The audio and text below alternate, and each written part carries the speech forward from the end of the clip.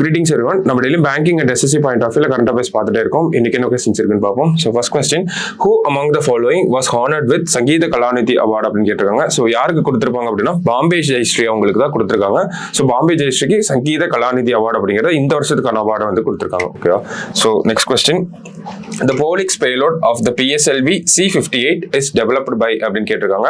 So நமக்கு இந்த PSLV C58 so எக்ஸ்போசாட் அப்படிங்கிறது நேற்று தான் லான்ச் ஆயிருக்கும். அதுல இந்தியன் பேலோட்ஸ் ரெண்டு இருந்திருக்கும். ஒன்னு போலிக்ஸ், இன்னொன்னு பாத்தீங்கன்னா எக்ஸ்பெக்ட் அப்படின்னு சொல்லுவாங்க. போலிக்ஸ் அப்படிங்கிறதுக்கு வந்து நம்ம பொலாரிமீட்டர் இன்ஸ்ட்ருமெண்ட் ஃபார் எக்ஸ்ரேஸ் அப்படின்னு சொல்றோம்.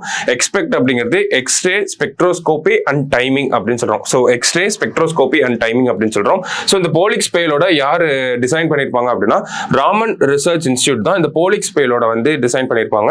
ஸோ யூஆர் ராவோ சேட்டலைட் சென்டர் எக்ஸ்பெக்ட்ங்கிற இந்த பேலோட டிசைன் பண்ணிருப்பாங்க. ஓகேங்களா? ஸோ இது இல்லாம இன்னும் 10 பேலோட்ஸோட சேர்த்து தான் இந்த PSLV C58 எக்ஸ்போசாட் அந்த லான்ச் வந்து நடந்திருக்கும். ஓகேவா? So next question, India's first girls Sainik school has been opened in அப்படின்னு கேட்டிருக்காங்க. ஸோ இந்தியாவோட ஆல் கேர்ள்ஸ், அதாவது ஃபுல் அண்ட் ஃபுல் கேர்ள்ஸா இருக்கக்கூடிய அந்த சைனிக் ஸ்கூல் எங்க ஓபன் பண்ணிருக்காங்க அப்படின்னா மதுரால இருக்கக்கூடிய விருந்தாவன் அப்படிங்கிற அந்த பிளேஸ்ல தான், உத்தரப்பிரதேஷ் டிஸ்ட்ரிக்ட்ல தான் இருக்கு நமக்கு. சரிங்களா? ஸோ அரௌண்ட் 870 ஸ்டூடெண்ட்ஸோட இந்த ஸ்கூலை வந்து ஓபன் பண்ணிருக்காங்க. நேஷனல் எஜுகேஷன் பாலிசிக்கு கீழே வரக்கூடிய ஒரு விஷயமா தான் இதுவும் இருக்கு. சரிங்களா?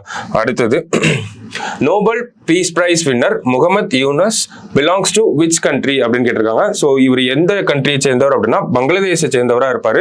ஸோ ரீசெண்டா கன்விக்ட் ஆயிருப்பாரு ஒரு கேஸ்ல. ஒரு அவர் கவர்மெண்ட் அகேன்ஸ்டா, அவர் மேல அகேன்ஸ்டா ஒரு கேஸ் போட்டிருப்பாங்க. அந்த கேஸ்ல கன்விக்ட் ஆயிருக்காரு. ஒரு Nobel peace prize winner convict ஆகிறது ஒரு ரேரிட்டி ஆஃப் த கேசஸா இருக்கு. ஸோ அந்த ஒரு பாயிண்ட் ஆஃப் வியூல தான் இந்த கொஸ்டினை பார்க்குறோம். ஸோ முகமது யூனஸ் பங்களாதேஷை சேர்ந்த நோபல் பிரைஸ் வின்னரா இருக்காரு நமக்கு. சரிங்களா?